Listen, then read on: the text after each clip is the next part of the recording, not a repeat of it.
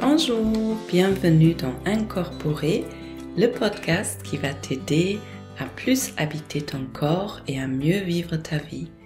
Je m'appelle Olivia Chival et même si dans mon quotidien je suis psychiatre, dans ce podcast il ne s'agit pas d'une thérapie et je ne délivre pas de conseils médicaux non plus.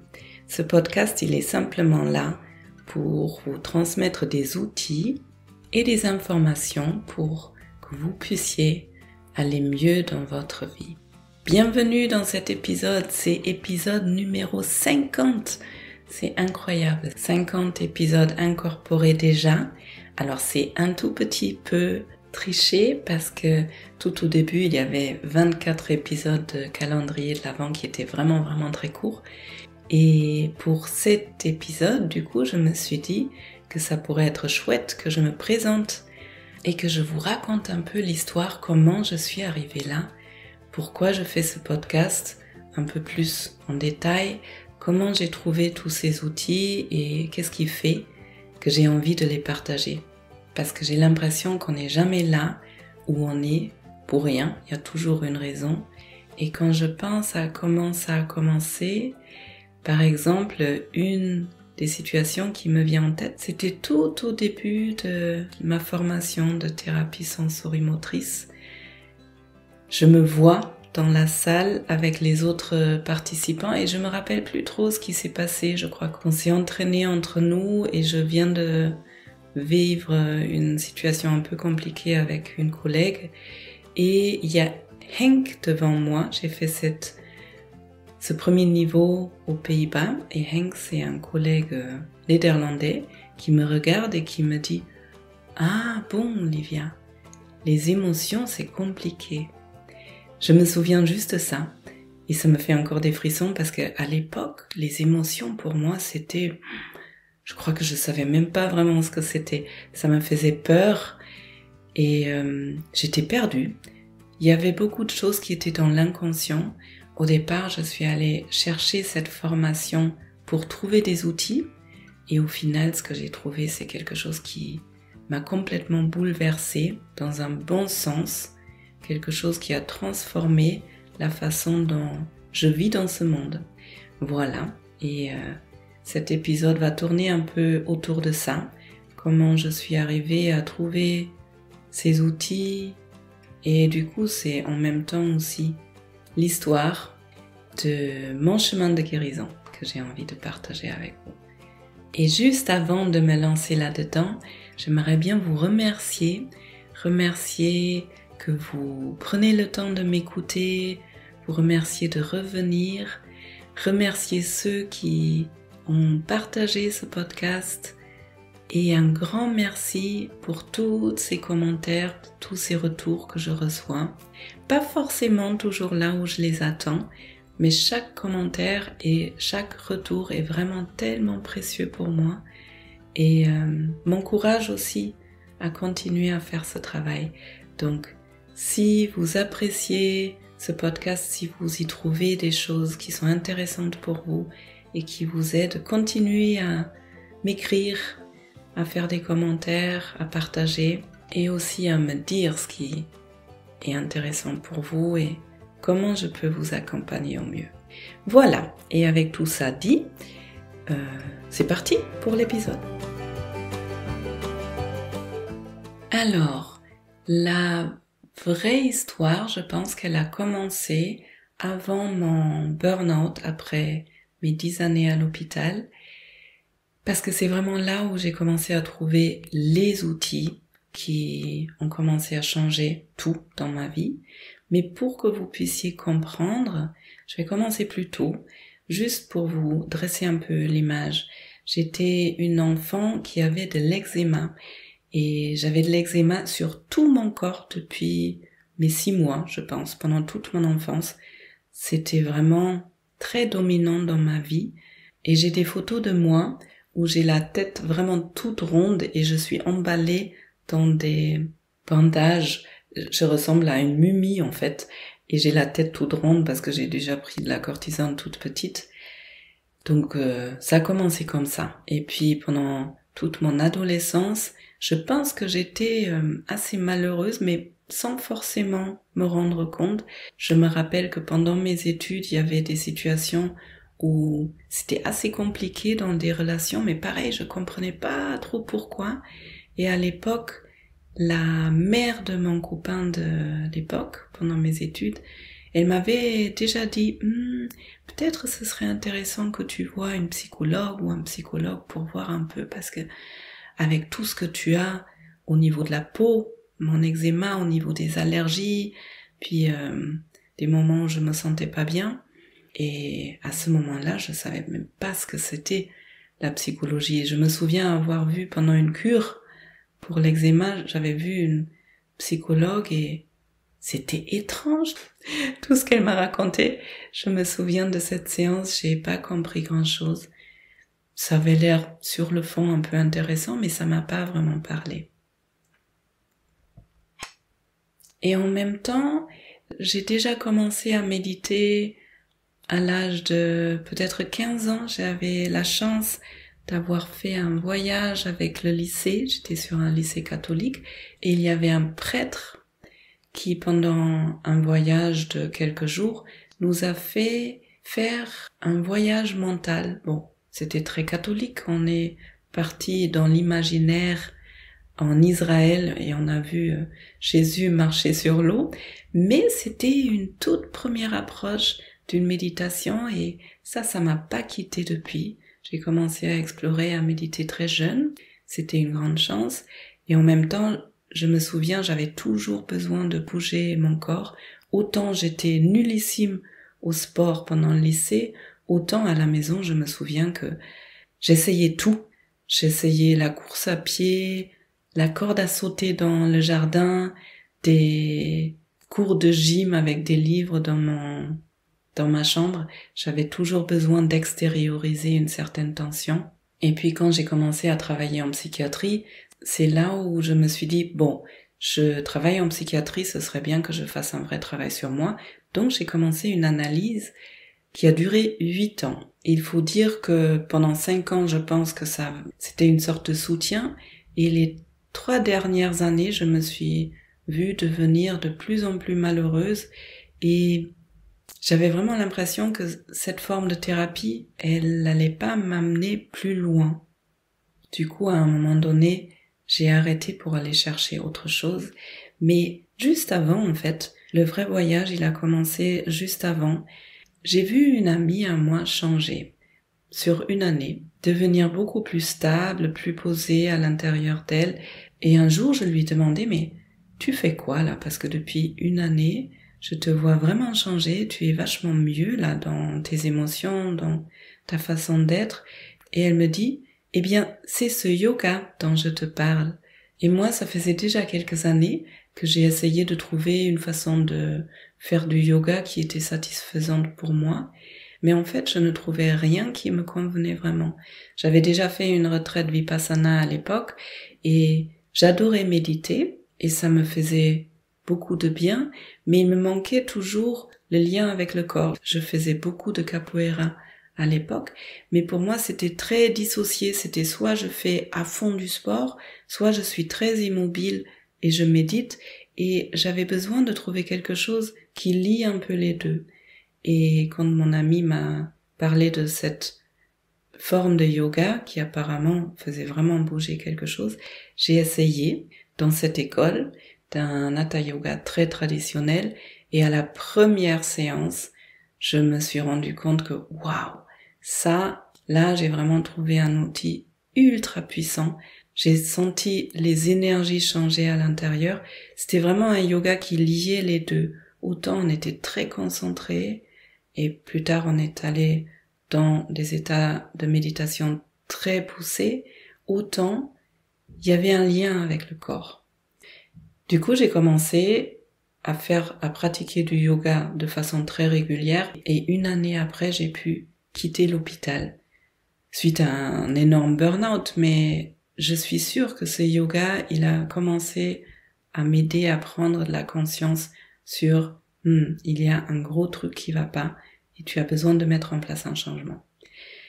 Donc c'était le début. Le yoga, c'était le premier outil qui m'a vraiment aidé à mettre en place des grands changements. Et du coup, j'ai eu une année off où j'ai fait des remplacements à droite et à gauche et où j'avais quand même pas mal de temps pour moi et où je me suis mise à chercher une formation. Je pense la première formation que j'ai vraiment choisie consciemment. Parce que à l'époque, je méditais déjà de temps en temps avec mes patients, je leur apprenais différentes formes de respiration, mais c'était toujours un peu comme si je nageais. Je partageais ce que je faisais moi, mais j'avais pas vraiment un cadre ou des outils, je me sentais pas légitime. Donc un jour, je me suis assise devant Google et j'ai tapé psychothérapie corps. Et du coup, j'ai commencé à voir, il y a des psychothérapies qui s'intéressent au corps. Je me suis arrêtée sur une thérapie qui m'avait l'air super intéressante, qui s'appelait Hakomi, et qui est pratiquée pas mal en Allemagne. Et en passant par là, je suis arrivée à la thérapie sensorimotrice, qui était encore beaucoup plus complète, qui a été développée par Pat Hodgkin dans les années 80, je pense, aux États-Unis, et qui est alimentée toujours, et qui est toujours en transformation, parce qu'elle est alimentée toujours par les dernières recherches scientifiques qui existent sur tout ce qui concerne les traumatismes et les troubles de l'attachement.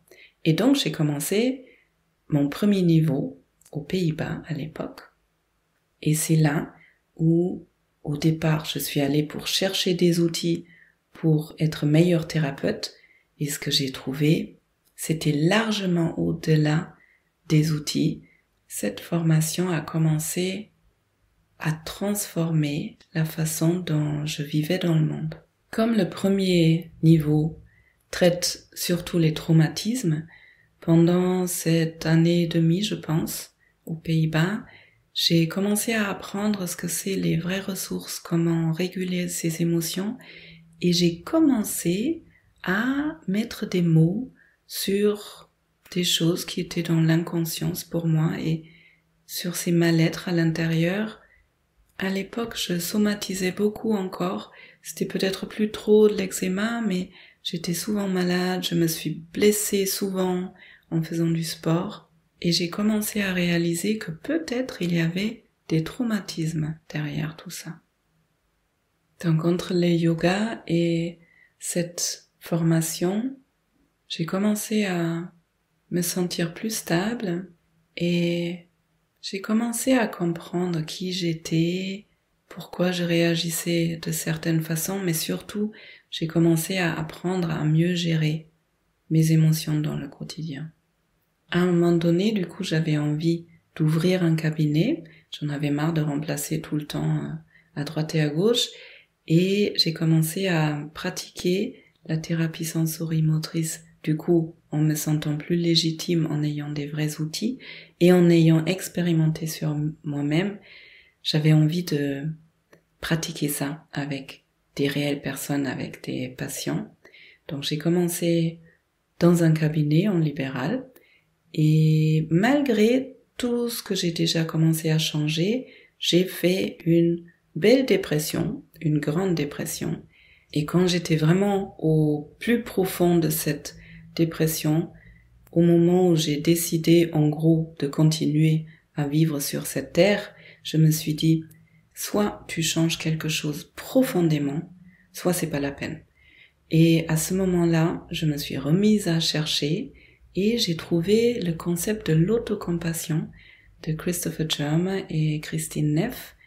Et j'ai trouvé une sorte de mini-formation, une immersion, un stage intense d'apprentissage en Écosse sur une toute petite île qui s'appelle Holy Island, l'île sacrée. Et je vous avoue, une des raisons pour lesquelles j'y suis allée, c'était parce que je me suis dit Holy Island, waouh, qu'est-ce que c'est? J'ai envie de découvrir ça. C'est une toute petite île qui est menée, habitée, si vous voulez, par des moines bouddhistes. On peut contourner toute l'île, je pense, en 3-4 heures, donc elle est vraiment toute petite. Et dans le nord de l'île, il y a un centre pour les bouddhistes de retraite longue, ou je crois que c'était pour des femmes, mais je me rappelle plus. En tout cas, c'est un centre où les moines restent à l'intérieur pendant 3 ans. Et dans le sud de l'île, il y a un centre qui accueille des volontaires, du volontariat, si vous voulez passer quelques mois sur cette île et vous retrouver et en même temps travailler dans ce centre, c'est possible. Et ce centre accueille du coup des stages différents. Donc du coup, je suis allée en Écosse et j'ai fait ce stage pendant 5 jours. Et ça, c'était encore une fois, je pense probablement la plus grande clé qui a vraiment tout basculé. En gros, sur le terrain que j'ai commencé à mettre en place, il me manquait cet outil de bienveillance envers soi-même. Et là, je me souviens d'un épisode, c'était le premier soir, et on devait pratiquer à 2, face à face, et la personne en face de moi, elle m'a posé la question, qu'est-ce qui t'empêche d'être bienveillante avec toi-même? Elle devait me répéter cette question pendant 10 minutes, et moi, du coup, je sortais ce qui me venait par la tête. C'est une belle façon d'aller chercher des réponses dans l'inconscient. Et je me souviens, elle m'a posé la question, j'ai répondu, elle m'a posé une autre question, j'ai répondu, enfin toujours la même question. Et à un moment donné, je me suis effondrée en pleurs parce que d'un coup, je me suis rendu compte que je ne m'aimais pas.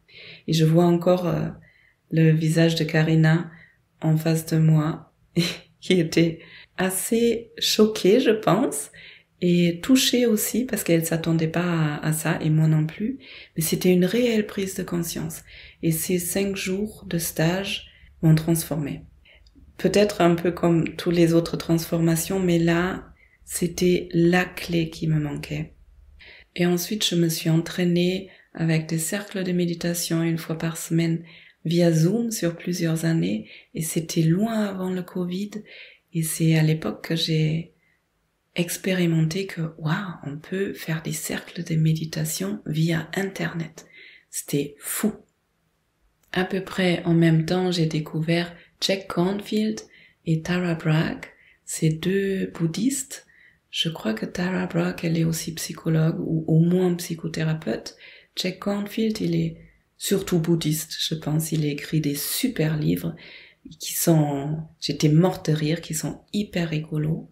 C'était encore dans ma dépression et tous ces outils. Ah, il y avait aussi Brené Brown. Est-ce que vous connaissez Brené Brown? Elle est super. Elle est chercheuse et elle travaille beaucoup sur la honte et la vulnérabilité.